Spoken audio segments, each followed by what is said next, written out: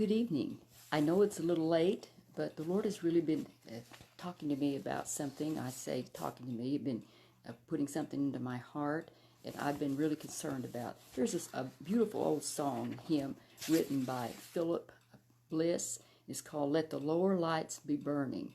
I was very curious to know how that song was written. I love to know the story behind songs. And in this particular one, I was deeply impressed when I learned that D.L. Moody had related this story in one of his sermons, that there was a horrible storm one night, and it was on Lake Erie, and it was near Cleveland. And there was a ship coming in that horrible storm. It just was a dreadful time. So the stars were not even visible that night. And the pilot was doing his best, but the other gentleman there, the captain, asked and said, well, how are things? And he told him, well, he said, I see the light, one light. And said, yes.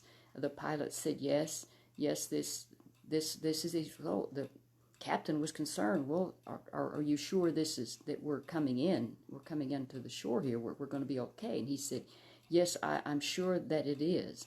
But the captain asked, well, I see the light from the lighthouse. Well, what about the other lights? The lights, the lower lights that guide you into the channel. And he said, gone out, sir. He said, well, how can you make it, or are you going to be able to make it? And he said, got to, sir, or we'll perish. He tried desperately. The old pilot tried desperately, but all of a sudden, the horrible thing happened. They struck the rocks and literally destroyed their ship, and almost everyone was lost. So many lives lost in that watery grave.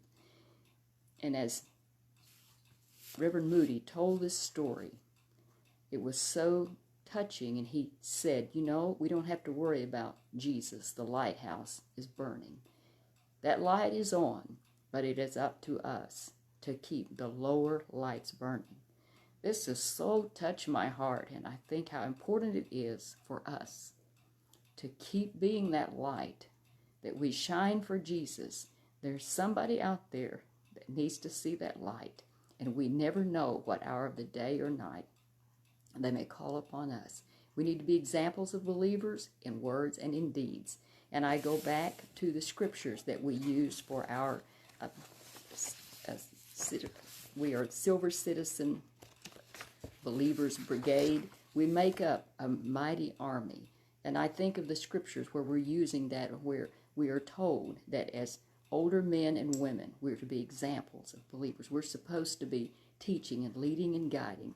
May we realize that the Lord can use the Silver Citizens.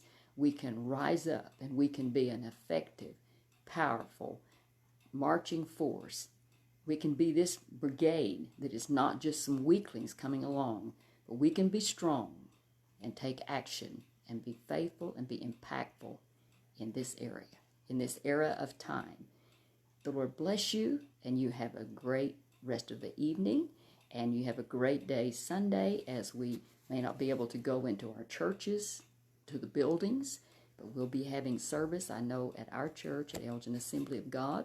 So we look forward to being back with you another time. Until then, you be blessed. God bless you forever.